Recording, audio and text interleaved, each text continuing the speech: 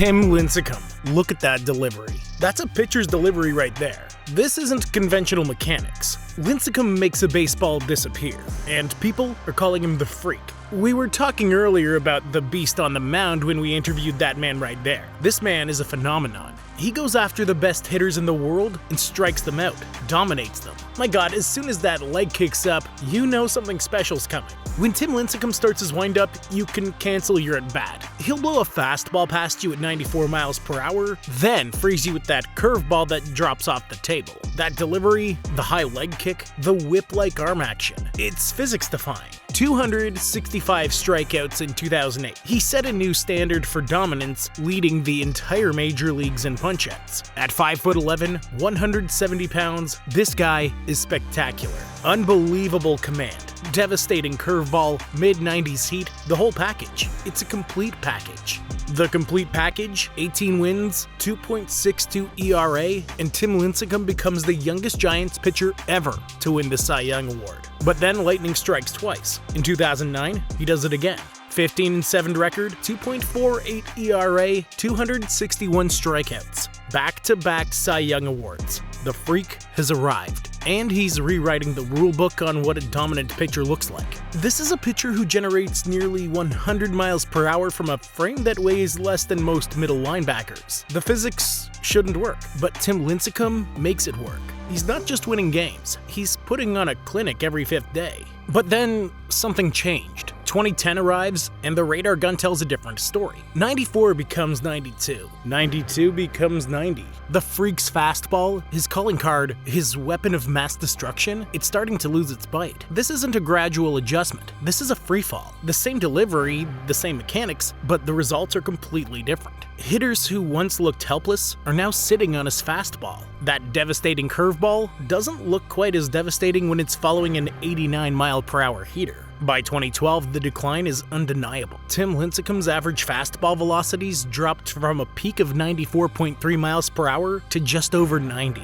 In baseball terms, that's the difference between unhittable and very hittable. That's a difference between a Cy Young Award winner and a back-of-the-rotation starter. And the numbers don't lie. His ERA balloons from that pristine 2.48 in 2009 to 5.18 in 2012. His strikeout per 9 innings, once over 10, dropped below 8. The man who once terrorized the best hitters in the world is now getting hit around by rookie call-ups. Welcome to today's baseball, where even the most dominant pitchers can lose their edge seemingly overnight. The Giants need Tim Lincecum, not just for one start, but for years to come. But the question everyone's asking is simple. Can the Freak get his freak back? Experts are baffled. This isn't an injury we can point to. I mean, there's no torn ligament, no surgical scar, no obvious mechanical flaw. It's as if Tim Lincecum's arm simply decided to age 5 years in the span of 2 seasons. The whispers start in the bullpen, spread to the broadcast booth, and eventually become headlines. Is Tim Lincecum finished? Has the Freak lost his magic? For a pitcher whose entire career was built on defying expectations and physical limitations, this might be the one obstacle he can't overcome.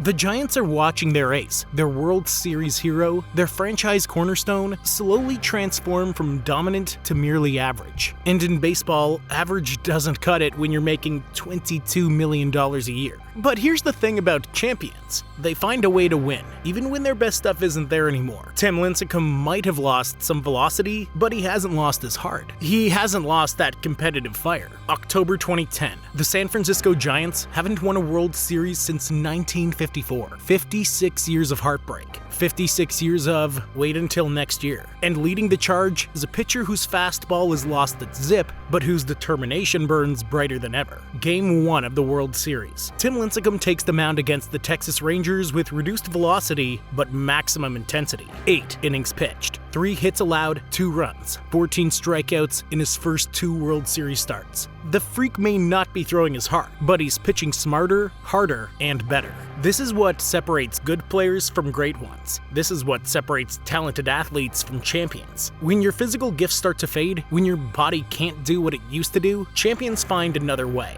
They adapt. They evolve. They refuse to quit. What part of Tim Lincecum says, I'm going to be better because of this challenge? I'm not trying to come back and be the Tim Lincecum that fans remember from 2008 and 2009. I'm trying to be a complete pitcher, not just a power pitcher. The Giants win the 2010 World Series. Tim Lincecum gets his ring. But more importantly, he proves that greatness isn't just about radar gun reading, it's about results. It's about performing when everything is on the line. And he's not done. 2012 rolls around, and despite all the velocity concerns, despite all the questions about his future, Tim Lincecum helps lead the Giants to another World Series championship. 2 World Series championships in 3 years, 2 rings, and suddenly, those velocity concerns don't seem quite so important. Champions don't make excuses, and they don't blame their tools. Champions find a way to win, regardless of the circumstances. Tim Lincecum's proving that the freak might look different now, but he's still the freak. But championships don't cure everything. The World Series rings don't magically restore lost velocity. By 2013 and 2014, the struggles that began years earlier are becoming impossible to ignore. Tim Lincecum is not the same pitcher he was in 2008, and that's becoming painfully obvious to everyone watching. His fastball, once a weapon that could blow by anyone, now sits comfortably in the high 80s to low 90s. Hitters are no longer fooled. They're no longer intimidated. I don't care how many rings he's won, I don't care how many no-hitters he's thrown. When your fastball drops from 94 to 88, that's a fundamental change in what kind of pitcher you can be. And Tim Lincecum hasn't figured out how to be that different kind of pitcher consistently. The Giants are watching their franchise cornerstone struggle to find his identity. Is he a starter? Is he a reliever? Is he even a major league pitcher anymore? These aren't questions anyone expected to ask about a 2-time Cy Young winner who's still in his 20s. You know they were talking, do we keep him in the rotation? Do we move him to the bullpen? Because of the velocity and the command issues and everything else, I didn't expect him to suddenly recapture his 2008 form, but I expected more than what we've been seeing. We don't know how many more chances he'll get as a starter, but the Giants need to make a decision. This is about whether Tim Lincecum can reinvent himself as a pitcher, whether he can succeed without the overpowering stuff that made him famous. The clock is ticking. The patience is running thin. And for the first time in his career, Tim Lincecum's facing questions not about how good he can be, but about whether he belongs. So what do you do when your greatest weapon abandons you? When the thing that made you special, that made you the freak, simply disappears? You adapt, you experiment, you refuse to give up. Tim Lincecum begins the most challenging period of his career, not trying to regain what he's lost, but trying to discover what he can become. New grips on his fastball, different arm slots, mechanical tweaks that would make his college coaches cringe. You're talking about a complete reinvention. This isn't fine-tuning. This is rebuilding from the ground up. How do you take a pitcher whose entire identity was built around overpowering stuff and turn him into a finesse pitcher? How do you take the freak and make him conventional? Hand position changes, stride adjustments, even his famous leg kick gets modified as coaches search for any edge, any way to squeeze a few more miles per hour out of that right arm, or at least make the reduced velocity more effective. There are glimpses, flashes of the old Tim Lincecum. A dominant outing here, string of strikeouts there, just enough success to keep hope alive, just enough failure to maintain the doubt. It's baseball torture of the highest order. How incredible would it be if he could find that missing piece? If he could solve the puzzle that has stumped him and every pitching coach he's worked with? The Giants need him to figure it out. The fans want to believe. Hell, baseball itself is rooting for the freak to find his magic again. But here's the brutal truth about lost velocity. Sometimes it doesn't come back. Sometimes the greatest pitchers in the world lose their stuff, and no amount of mechanical adjustment can restore what Father Time has taken away. Still, Tim Lincecum keeps working, keeps experimenting, keeps believing that somewhere in all those adjustments and modifications is the answer he's looking for. Because that's what champions do. They never stop fighting, even when the fight seems hopeless. December 2015. The Los Angeles Angels offer Tim Lincecum something the Giants couldn't. A fresh start. A new uniform, new teammates, new pitching coaches, and maybe, just maybe, a new version of the freak. This is about Tim Lincecum getting one more chance to prove that reports of his demise have been greatly exaggerated. Last year, he couldn't crack the Giants' rotation. The team that made him famous, the team he helped win 2 World Series championships, decided they could win more games without him. That's the kind of rejection that ends careers. That's the kind of moment that makes proud athletes hang up their cleats. But not Tim Lincecum, not the freak. He's going for one more shot at relevance, one more opportunity to show that there's still some magic left in that right arm. The Angels are taking a calculated risk. They're betting that change of scenery, combined with Lincecum's proven track record and fierce competitiveness, might unlock something that 3 years of struggles in San Francisco couldn't. Does Tim Lincecum break through and recapture his dominance? Does he prove that the freak still has one more chapter left in his story? Here's Lincecum. Tim Lincecum taking the mound for the Angels, chasing something that may be impossible to catch, his former self. You're talking about a player who once dominated the best hitters in the world, now fighting just to earn a rotation spot. It's the greatest comeback story baseball's never seen, because the comeback never quite materializes. The velocity doesn't return. The dominance remains elusive. The freak, for all his determination and will, cannot will his fastball back to 94 miles per hour. He finishes 9 miles per hour shy of his peak velocity. The Angels release him after limited appearances, and just like that, one of the most unique careers in baseball history reaches its quiet conclusion.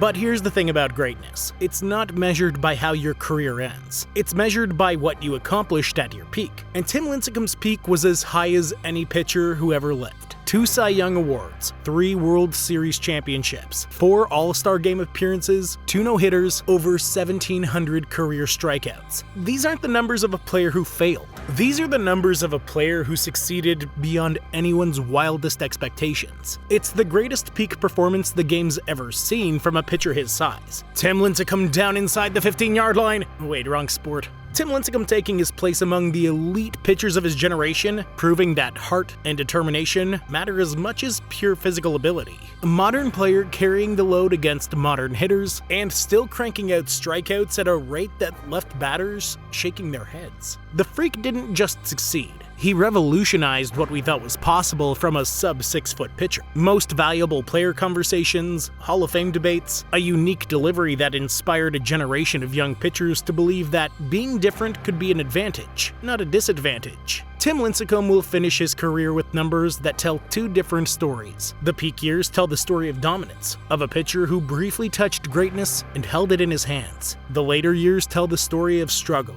of a great athlete trying to adapt to physical decline. But which story matters more, the championships he won or the velocity he lost? The batters he dominated or the adjustments he couldn't make? Legacy is funny that way. Some players are remembered for their longevity, their ability to be good for a very long time. Others are remembered for their peaks and for being absolutely spectacular for a shorter period. Tim Lincecum falls into that second category. He was the freak, unique, dominant, revolutionary for exactly as long as he needed to be. He changed the game, helped his team win championships, and inspired countless young athletes to believe that being different could be their greatest strength. That's not a career that ended in disappointment. That's a career that ended in completion.